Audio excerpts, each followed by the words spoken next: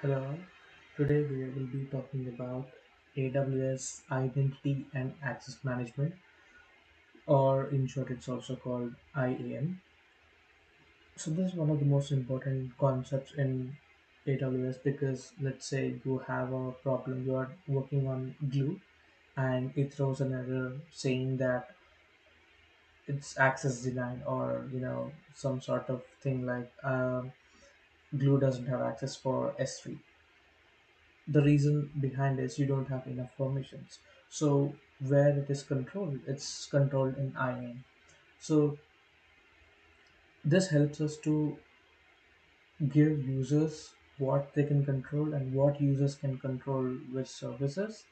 So this helps us create those boundaries in AWS and ensures that the data transformations or movements, everything happens, any action happens in a secure way.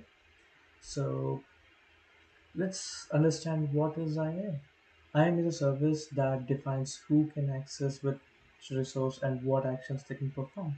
So it handles like authentication, like verifying identity of the user before um, signing in, and authorization. I mean, which actions he can perform, and permission management across AWS, not just for users but for the services as well. So why IAM matters for data engineers? Because we use AWS. So if we use AWS, obviously we'll be using the services. So in order to get proper permissions and in order to avoid pipeline failures like job failure because of this permissions denials, we need to learn about IAM. So just like I said, incorrect IAM is nothing but a failing pipelines. So is the foundation of a secure data workloads and also. So now let's see some of the use cases where a glue needs S3 and also the catalog permissions, or else it won't be able to read the data. And the Lambda needs to read and write resources, or else it can't really capture the changes or write the changes or perform required actions we needed. And for the Kinesis, need permission to deliver the data as well. And Redshift need access to S3, or else it won't be able to, do its job. So to perform every activity securely, we need IAM in action. And next step. So let's learn about some of the four key components, or I would say the methods we can, establish that those security. Like for the first one is users, and the second one is the groups, roles, and policies. So users are nothing but, let's say, when you are creating a free AWS account, you will be given a root user account, but in actual setup, you won't be dealing with a root user. You'll be dealing with, and you will be getting an IAM user account, meaning root is nothing but the owner. So he has the control. He can create a number of users and assign them their particular permissions, and he can give it their own login so that they can access your resources. And talking about groups, so you can't create every user and give them those actions, so that would be hectic.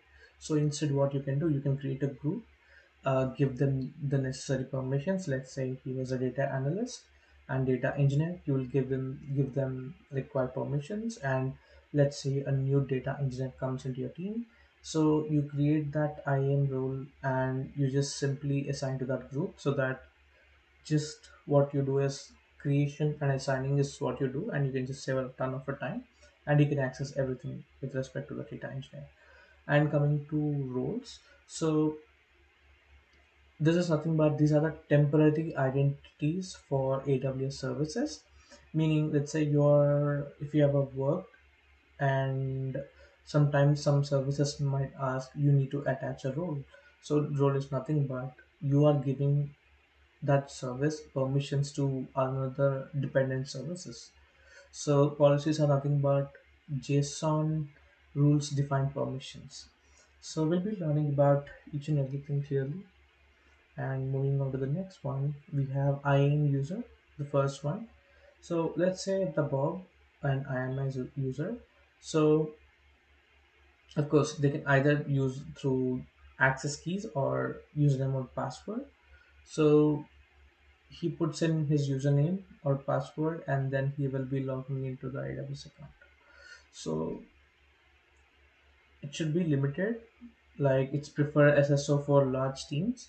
Users inherited permissions from groups, obviously. Now, this is for only human access. And next, we're talking about the groups. So we know that, like I said, it's hectic to create each and every user and give them the permission, attach them the permissions. So what we can do is, this helps us to manage permissions at scale. So we can attach policies to groups and not in individuals, and user adds to the particular group and inherit those permissions.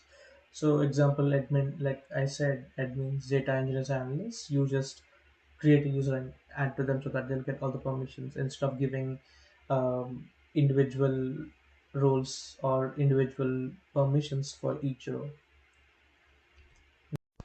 So in IAM those we provide temporary credentials which are used by Glue, Lambda, or EC2 and other services of AWS. This is the safest way to give app permissions. It just automatically rotate the keys. So moving on to the next one, the policies. So these are the JSON documents define access. So each policy include action, what operations is allowed or denied, resources, which resources and conditions, optional restrictions. So we attach to user groups or rules or resources basically. So going on to the next one, like how authorization works. I am decision for, let's see. So all requests starts as denied by default, which is nothing is allowed unless IAM explicitly permits it.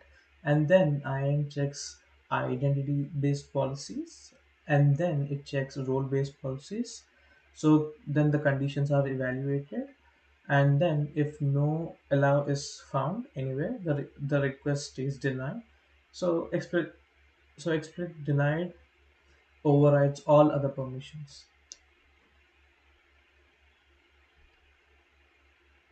So the last one, meaning even if multiple policies allow access, a single deny blocks the request. So now let's learn about identity-based policies and resource-based policies. So identity-based policies where we define what an identity can do. So and attach it to user groups role. So allow a glue role to read and write specific S3 folders. And now resource-based policies are who can access the resource. Like it is attached to S3 buckets, SNS, topics, or SQS queues or KMS keys. It's useful for cross-account access and shared datasets. And now, um, policy and access management. So best practices for designing access are use roles for services and groups for users, and bucket policies for S3 control and resource policies for external accesses. Use conditions for fine-grained restrictions, IPv6 and MFA. So permission boundaries are define the maximum allowed permissions for any identity, prevent privilege escalations, limit administrator permissions, and enforce um, guardrails in large teams. So that is one of the most important saying. Like it's not saying, it's a rule basically, where you should always go with the least possible um, permissions to be given to that particular user to perform that queries, meaning you shouldn't give more than what is necessary in this IAM. So basically IAM is not handled by data engineers, it will be handled by other teams. So that's it for now. Let's see this IAM in action in AWS, how this IAM looks and everything. So this is how an IAM dashboard looks like. So we have user groups, users, roles, policies, identity providers, account settings, and root access management, and temporary delegations requests. So to begin with user, we can create a simple user. We can give her some name, and we can set as a some permissions. So attach policy directly, meaning we can directly attach the policies and everything. So we can also copy permissions from other users, and also we can uh, add him to the user group. But for that, let's create this user first. We can create, and coming to the user group, we can just create a new user group. We can just create a demo group, and we can add this particular user to that, and we can just attach the permissions, and we can just create, let's say, administration. This one, let's give him flow full access. So we already created the, let's see this. So you can see this user got that access. So we can just simply delete now.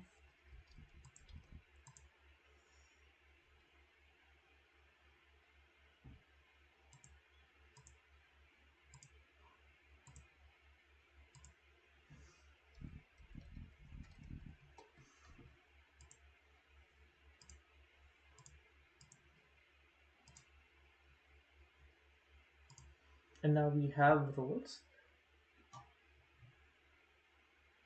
So if you check onto this particular role, so it also already has like um, it has S3 full access or Glue console full access, Lambda full access, and CloudWatch full access. So this is a set of a permissions bundle. Let's say you're creating a glue job, and in glue job it asks for some role to be attached, and when you attach this particular role to that, meaning you are giving that glue jobs complete permissions for the CloudWatch, Lambda, and the Glue console and AWS S3. Now moving on to the policies, you can either create a new policy, or you can just simply see like how each policy looks like.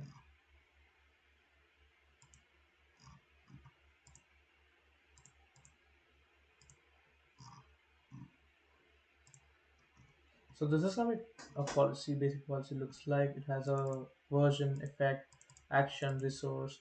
Likewise, you can define your own policies, and you can just attach that particular policy to the user or rules likewise.